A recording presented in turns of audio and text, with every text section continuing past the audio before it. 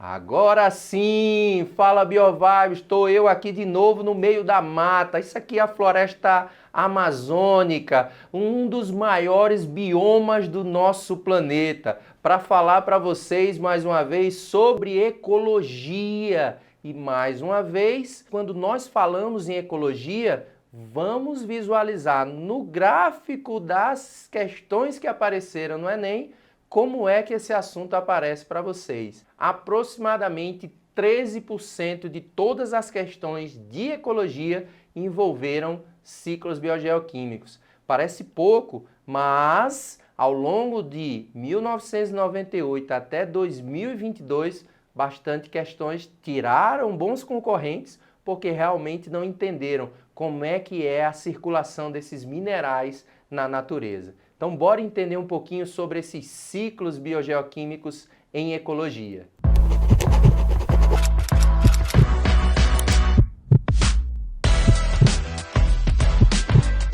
Voltando aqui no quadro do professor Anderson BioVibes, aqui os conceitos dos ciclos biogeoquímicos. Ou seja, a nossa matéria é composta por carbono, oxigênio, nitrogênio, fósforo, cálcio, e esses componentes, em algum momento, eles passam pela natureza, sob a forma de compostos inorgânicos, nas rochas, presente também em outros seres vivos. Então, esses compostos, para entrarem nas nossas moléculas, eles precisam passar por um processo de circulação. E os ciclos biogeoquímicos nada mais são do que o estudo da circulação desses compostos importantes na composição dos seres vivos.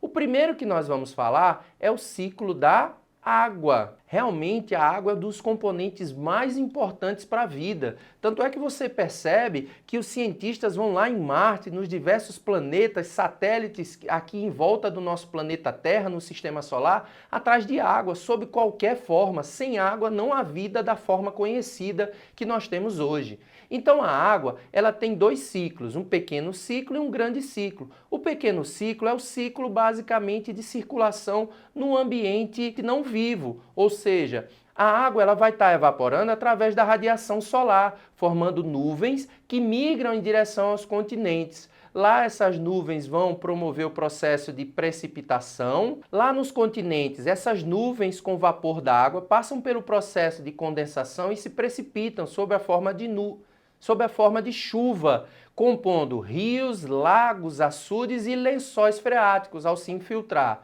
Essa água vai circular em direção aos oceanos e mares, onde ela vai evaporar e dar continuidade a esse ciclo.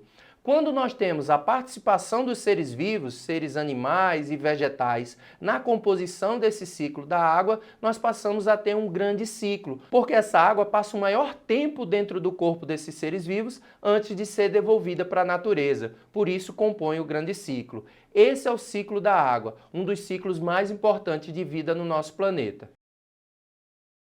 O segundo ciclo que nós vamos falar agora, BioVibes, é o ciclo do oxigênio. Lembremos, o oxigênio é o gás comburente do nosso planeta. É através do oxigênio que nós vimos que nós podemos extrair a quantidade de energia máxima presente nas moléculas orgânicas que foram fabricadas lá na fotossíntese. Então é o oxigênio que lá na respiração celular é responsável por ser o aceptor final de elétrons. Por isso é que nós conseguimos extrair a totalidade de energia presente em uma molécula de glicose. Como é que esse oxigênio circula? Ora, esse oxigênio está no ambiente da atmosfera, sendo lançado pelos seres fotossintetizantes. Esse oxigênio é captado por nós, que somos seres que realizam a respiração aeróbia. Esse oxigênio entra dentro do nosso organismo e nós devolvemos sob a forma de CO2, que será utilizado pelas plantas na reação de fotossíntese, liberando o oxigênio sob a forma livre novamente. Esse ciclo é o que mantém o equilíbrio entre produtores e consumidores do nosso planeta. Vale lembrar, sempre não devemos esquecer que os maiores produtores de oxigênio para o nosso ambiente são as algas microscópicas que são encontradas no ambiente marinho. Têm uma alta capacidade de produção e, porém, um pequeno consumo, mantendo assim a circulação desse oxigênio, que é muito importante nos processos metabólicos. Outro importante papel do oxigênio no nosso planeta é a formação da camada de ozônio. Isso mesmo, a camada de ozônio é responsável por filtrar a radiação ultravioleta, radiação UV, que é justamente uma radiação penetrante nas células, que é responsável por lesionar o DNA e assim causar mutações, alterações nos seres vivos. Então a união de 3 átomos de oxigênio vão compor esse ozônio, responsável por essa camada externa do nosso planeta, filtrando a radiação UV. Pegou a visão? O terceiro ciclo, que é de grande importância, se relaciona muito com o ciclo do oxigênio, que é o ciclo do carbono. O carbono é muito importante na composição de moléculas orgânicas. E quem são os responsáveis por iniciar a formação das moléculas orgânicas e distribuí-las nas cadeias alimentares? Os produtores. Então são eles que pegam o gás carbônico da atmosfera e utilizam, junto com a energia oriunda da luminosidade solar, para formar as moléculas de carboidratos, C6H12O6, o principal combustível celular. Esse carbono é transferido para os seres que respiram, que realizam processos metabólicos aeróbios e consomem essa molécula, utilizando o oxigênio como gás comburente.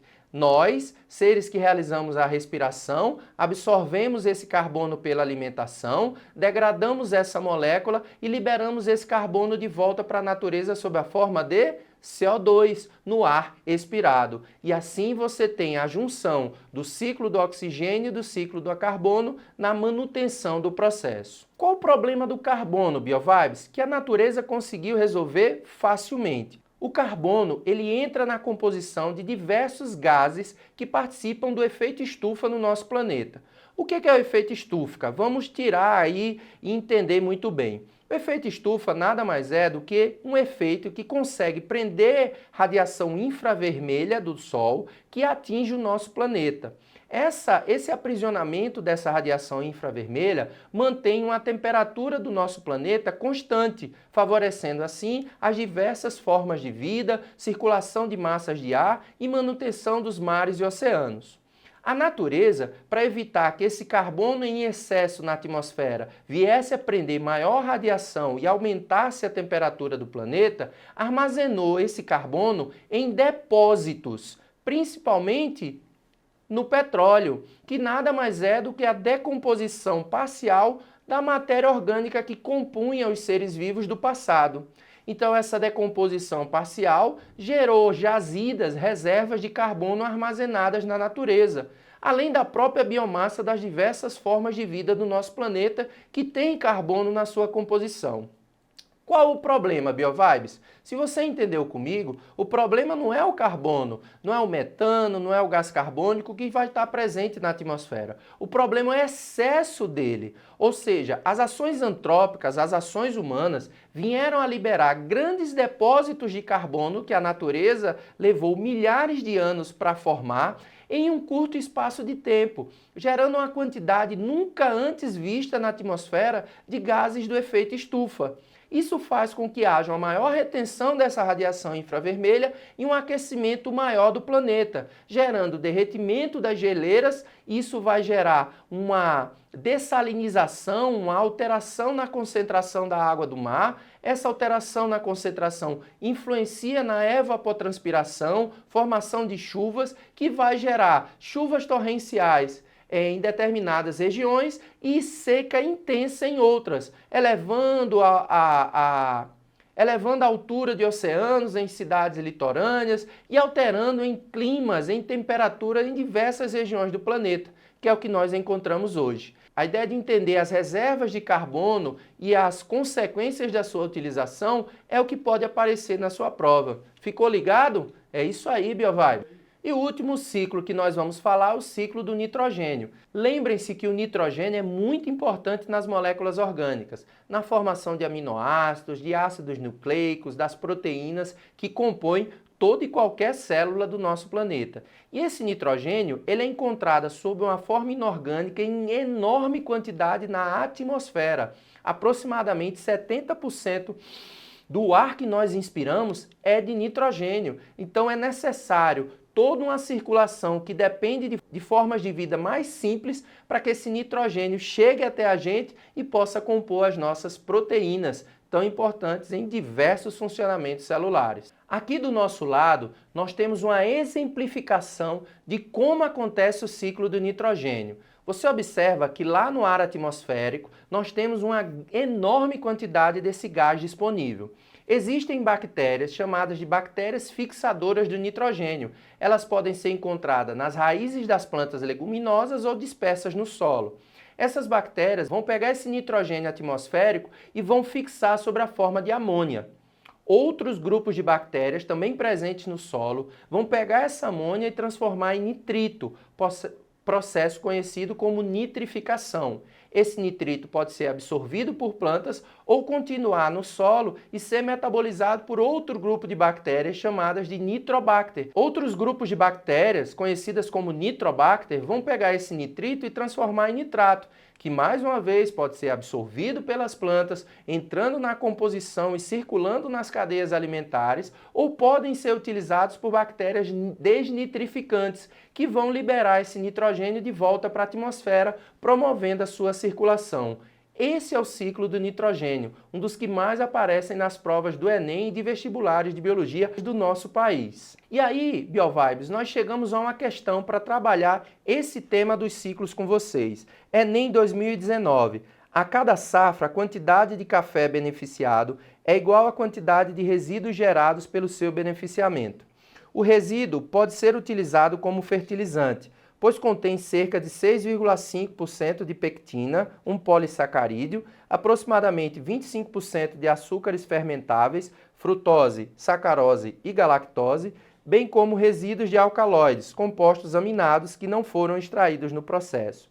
Esse resíduo contribui para a fertilidade do solo, pois possibilita a reciclagem do carbono e nitrogênio, promove o deslocamento do alumínio, que é tóxico, melhora a compactação do solo por causa da presença da pectina, eleva o pH do solo em função da degradação dos compostos do resíduo e apresenta efeitos inibidores de crescimento para a maioria das espécies vegetais pela cafeína. Então, BioVibes, ficou claro para vocês, após a leitura da questão, que a finalidade dessa ação humana no que diz respeito à reutilização dos resíduos do processo da produção agrícola, ela tem como finalidade recompor, reordenar, reciclar compostos para o meio ambiente. Compostos esses que serão necessários para a absorção de outras formas de vida. Então a melhor letra que fala sobre essas ações é a letra A, porque justamente ela possibilita a reciclagem do carbono e nitrogênio,